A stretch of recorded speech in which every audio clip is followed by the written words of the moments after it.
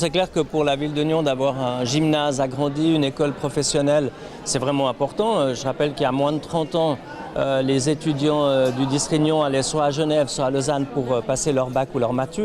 Donc c'est vraiment quelque chose d'important. Plus maintenant, on a des équipements qui sont magnifiques, il y a des salles de sport supplémentaires. Donc c'est vraiment une belle journée pour Nyon parce que le projet a commencé en 2003. Donc ça a mis vraiment longtemps avant d'être réalisé et aujourd'hui on est très contents. C'est doublement symbolique. D'abord évidemment c'est ma première inauguration.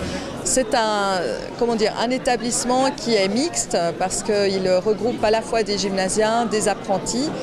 Et donc ça c'est vrai que c'est particulièrement réjouissant de pouvoir construire la formation sous ce double axe parce que la valorisation de la formation professionnelle et puis aussi évidemment la valorisation de la formation tout court de ceux qui se destinent à des études. Il y a donc une salle des maîtres commune, il y a un espace de secrétariat qui est commun. Je dirais que l'idée c'est que chacun garde ses spécificités, mais il y a des synergies, notamment dans le domaine de la prévention par exemple, où on a des projets communs.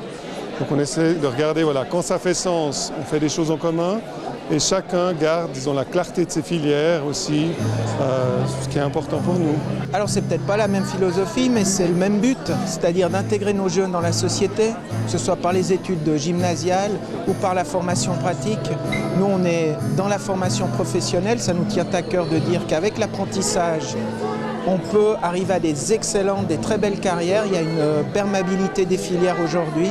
Puis pour nous, c'est important d'être là, d'offrir des filières de qualité, des formations de qualité pour tous les jeunes, que ce soit des apprentis, mais aussi pour des futurs gymnasiens qui décideront de revenir ou de revenir dans la formation. L'augmentation démographique pose un certain nombre de soucis aux autorités, que ce soit cantonal avec le gymnase ou l'école professionnelle, mais aussi bien sûr aux autorités communales comme Nyon, puisqu'on a un investissement d'environ 130 millions sur 4 ans, avec la réalisation de 3 nouveaux bâtiments, 2 qui sont en fonction maintenant, qui viennent d'être ouverts pour le deuxième à Maron.